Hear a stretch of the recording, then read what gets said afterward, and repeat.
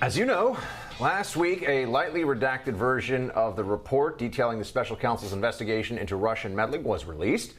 I did hear that, actually. Yes, there were rumors.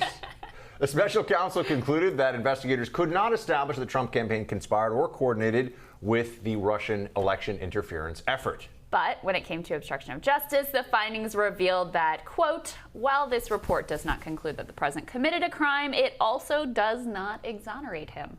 Meanwhile, House Judiciary Chairman Jerry Nadler has requested that Robert Mueller testify before Congress by May 23rd.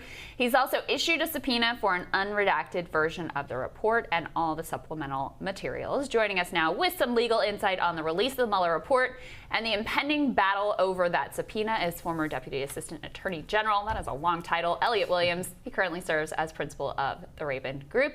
Great to see you, friend. Hi, how are you? We haven't gotten to talk to you for a while, so first of all, top line thoughts on what we learned with the release of the report. Okay, there's no offense for which the president could be charged of a crime and proven beyond a reasonable doubt. That's a good thing for America.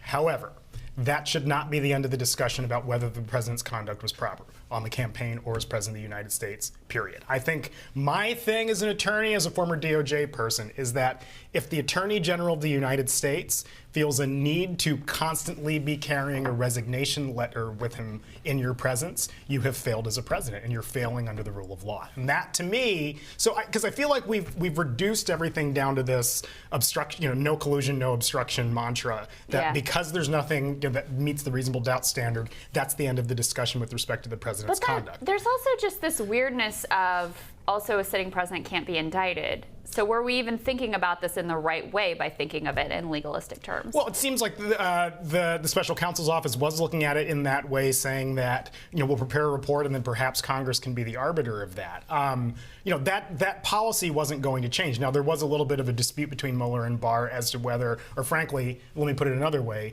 Barr wasn't entirely clear about how what that policy was going to mean. Sorry. Well, no, I was just going to say, it seems to me that if they could have proven it, they could say, we would recommend charges, but he's the president, so we won't charge him. I mean, I think that this is a have it both ways thing where you say, well, we couldn't have charged him anyway. Why are you doing a criminal investigation for 2 years? If there's no reality in which you're going to charge him or even say we would have charged him. Right. I mean, if you're going to say we can't exonerate, but we also, we also can't bring charges, that to me is very strong evidence that if you could have charged him, you would have said, I'd charge him, but he's the president, so we can't. I still maintain that the end of the discussion, the start and end of the discussion can't be, is it a crime or is it not a crime when we're talking about the president of the United States? When we're talking about anybody. It is a policy choice by Congress to make certain things crimes that are, federal offenses that must be proven beyond a reasonable doubt. But if the president went out and killed 10 people in downtown D.C. with a handgun, let's just say, right? Just theoretically. They would recommend charges, right? I mean, like, there's not this thing the president. Well, I know that wouldn't be federal. You're probably looking at it wouldn't be federal. Okay, but if you did a heinous federal crime, I mean, if he was guilty of treason, if they actually had him on a wire saying, Vladimir, I'm sending you all of our secrets about the military. I'm so excited about this. This notion that there's no reality in which they would recommend charges against the president, or that it wouldn't be clear that the president should be brought up on charges. I mean, I just think that this is winding back where the investigation is. Look, I'll be a politician and say I'm not going to engage in hypotheticals, Buck. But I do. Well, this is TV. That's all we do. Exactly. Every day, several hours a day. No, but I think there's a clear recommendation to Congress, which is that we can't charge him, but. Per Department of Justice policy, we can't charge the president. Congress, but wouldn't it be we would charge him, but we? I don't know. But he lays out all this. I mean, there is a very complicated dance that goes on in that section of like, well, here's the things we weighed. We weighed that the guideline exists. We weighed that he can have a trial and it wouldn't be fair. We weighed these other things. And here's why: they are criminal prosecutors. Their determination is to decide is it a crime or is it not. For us as people and for Congress as a body, the determination should not be. Is it a crime or is it not? Is the president's conduct proper? And get back to but let's run down his relationship with some of the people there. I think Don McGahn asking the White House counsel to behave in a manner that made him uncomfortable and comfortable enough ultimately to step out of the job. I think Rachel Brand. I believe he called it crazy shit. Yeah. Was the exact terminology. Can we say crazy shit on Hill TV? Technically, you can say whatever you want. Oh, really? Oh, nice, nice.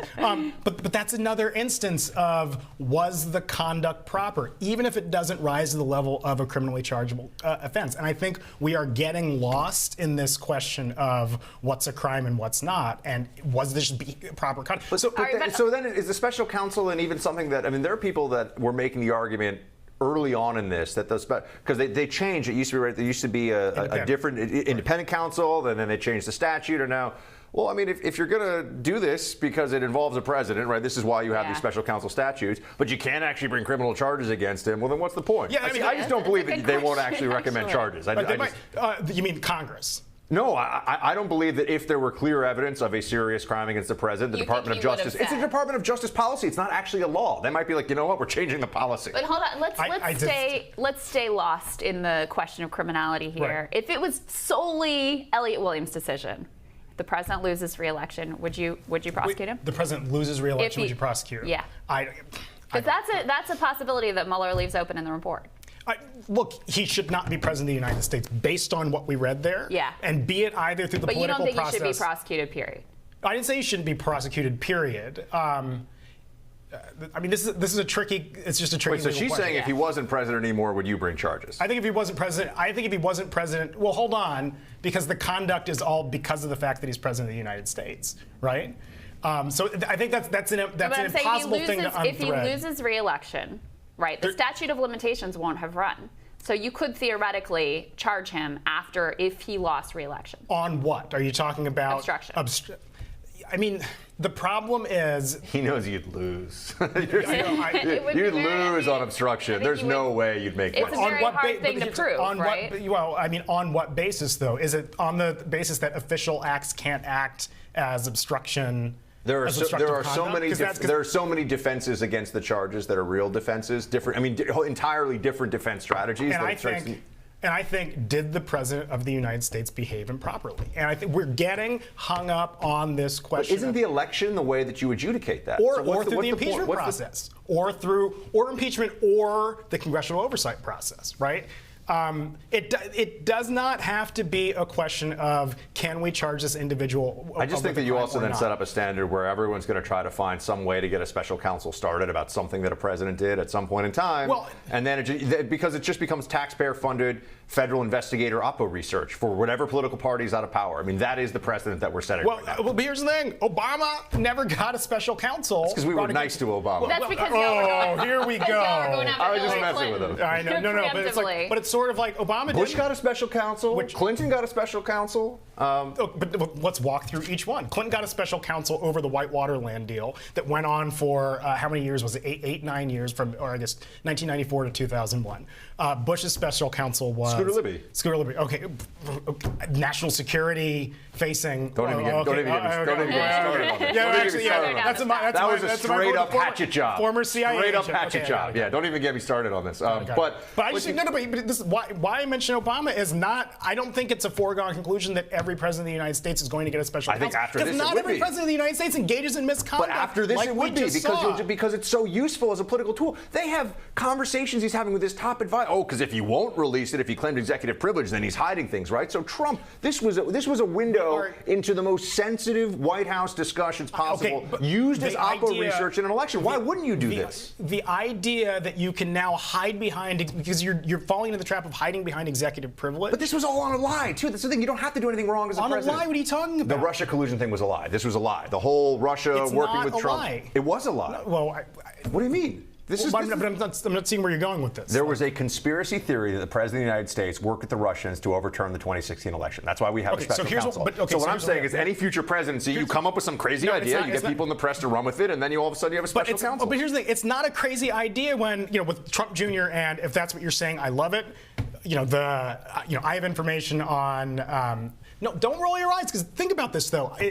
It's not a crazy idea. It doesn't stretch what's credible. And also, if the dossier came way before. Hold on. If the president had not fired Comey and then said, I fired him because of this Russia thing, you wouldn't have had a special counsel. And my point is, even with all of this, you wouldn't have ended up in this. Yeah, but he wouldn't have fired Comey because of the Russia thing if a bunch of people hadn't made up this crazy story that nobody should have believed about the Russia thing. But it's not a crazy story, and this is the point. It's not in the law. This is not frivolous. Now, it may not have risen to the level of criminal conduct. It may not have been something you can prove beyond a reasonable doubt. But you had enough people willing to accept information from the Russians. You had Russians clearly making an effort to infiltrate American elections. But you bring up the Trump Tower. There wasn't even any actual information that exchanged hands. But the point is, the mere fact that it happened.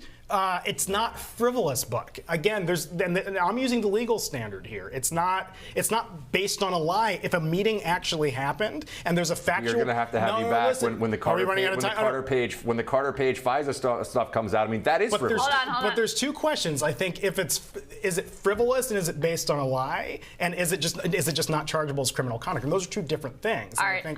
I have one other question you're going to hate, okay. which is 14 matters referred. We know 2 of them. Roger Stone, and what's the other one? Oh, the Michael Cohen thing. I'm just here for the wild speculation. Any guesses as to, this is the wild speculation I know. portion of the segment, but I have I'm excited. To ask. Of course. Any guesses as to what the other because I've already said this on air, and I wanted to pull it back when I said, but I think I'm surprised that Eric Prince wasn't named, just based on what appeared to be pretty false statements, but I don't. So you think it's going to be process stuff, though? Nothing that interesting. I hate that term. I know. That's why I use it. Love that. You love well, that. they use it in certain cases. In other cases, they lied to Congress. Lying to Congress is a big deal. Lying to Congress is a big deal. This is such a fun conversation, though. It's such an important conversation to be having, though, because I really. I think we're getting caught up on this legal standard as to what it would take to convict. And ask yourselves the question, was this proper conduct for the president to be engaging in, regardless of whether you could charge him with the crime of obstruction of justice? The proper conduct standard should be adjudicated by people deciding whether he should be president, not with an army of federal investigators with subpoena power and putting people under oath and all this stuff. I mean, that's not the way this is supposed to work. They can investigate and see if, and again, this gets back to what's frivolous and what's not. Okay, there was actionable intelligence, there was actionable evidence to suggest that it might have happened. You investigate it. Okay, you can't charge the. Also, I need to understand that on the foreign information thing, why do we keep hearing about... No, you cut me. Hold on. No, but this is important. Okay, all right. Okay. No, I mean, go ahead. What do you got for me? But I still think it's actionable enough to investigate it. Now, so at the end, maybe you could have charged him with a crime, maybe you couldn't. You now have a body of evidence that suggests there was misconduct. And we all, as Americans, need to ask ourselves, do we want our president engaging in this conduct? But I need to understand this. Right, okay, so from a purely legalistic standpoint, we keep hearing that there was a willingness to work with the Russians, right? The Hillary Clinton campaign through the DNC, through Perkins Co. law firm, hired a foreigner to go speak to a bunch of Russians to get information from them to destroy their political opponents. Those are foreigners. That's information. So because they paid this guy, is that no longer foreign? No, but then don't run away from this. I'm curious. These are Russian subsources. This is all. I don't think you disagree with the facts of this. These are Russian subsources that are talking to. We can say, oh, it's not a hostile power. He's a non-U.S. citizen. He is a foreigner. He's a member, or he's a British citizen, and he speaks to Russians. And that information not only was used, but was the basis, largely, not entirely, for the entire surveillance operation against Trump campaign associates. Why isn't that foreign sources of information? Whataboutism again. That's not whataboutism. That's real. Okay. How about this? Change the name Obama to Trump in every single thing. Right? Go through every page. Do a find replace Obama to Trump. Change the name Manafort to John Podesta. So engage in that exercise, and I think the outrage that I'd be hearing from you and everyone else would be staggering. I still think we're skipping over because right now the biggest thing is the willingness to speak to foreigners. We hear about this all the time. And the Clinton campaign straight up used foreign sources of information. But I want to make something with clear. Much greater effect. There's an important legal question here, though. Much greater effect. They lost. Well, I know, a much greater effect of the information. Okay. I mean, they lost the election. But I'm not saying... the dossier was much more impactful than a meeting in Trump Tower where no one told anyone anything. But I want all of you and all of your viewers to hear me. I'm not saying the mere willingness to work with Russians was itself actionable. That is, but that is enough to at least have opened an investigation. But the willingness to work with Brits who work with Russians is not actionable. Sunlight is the best disinfectant, Buck. American people We could do this deserve all day. I can't believe how transparency. a lot of energy for the morning. This guy. I know. A lot of energy. Too You much guys cold brew. always bring out something. I'm just here to Well, watch. and it's funny. I feel bad 'cause- I gotta have him on radio. We're gonna start. Oh, we should. throwing Oh, down. I'd love to do It'll be that. fun. You'll But I get feel that like it's for always us, me don't and do Buck that. arguing Crystal. Crystal just gets to sit here. I know what that's like sometimes, though, when the heat is Oh, really? elsewhere at the table, Crystal. Hey, so. Elliot, and you thank you. both know that I love you both. Yeah, too. of course. No, this is we always want to have you. Well, here. and last point. These cable networks keep stealing Hey you. now, I studiously follow Buck Sexton on Twitter. Oh, God, don't do that. You're not gonna like me No, anymore. because and for this specific reason, you are one of the sharper folks that I know and engage with, and we just see the world fundamentally differently, and it's just, but it's a wonderful thing. It's very interesting sitting next to this man every day, I will say. Why, thank you. You two are Elliot, fun. thank Elliot, you. that's great, man. Thanks so much. Next on Rising, one of the world's largest train manufacturers is bidding on a new contract with DC Metro to build the company's latest rail cars. But it is prompting concerns about cyber espionage and also national security. Our next guest is going to explain why as Rising rolls on.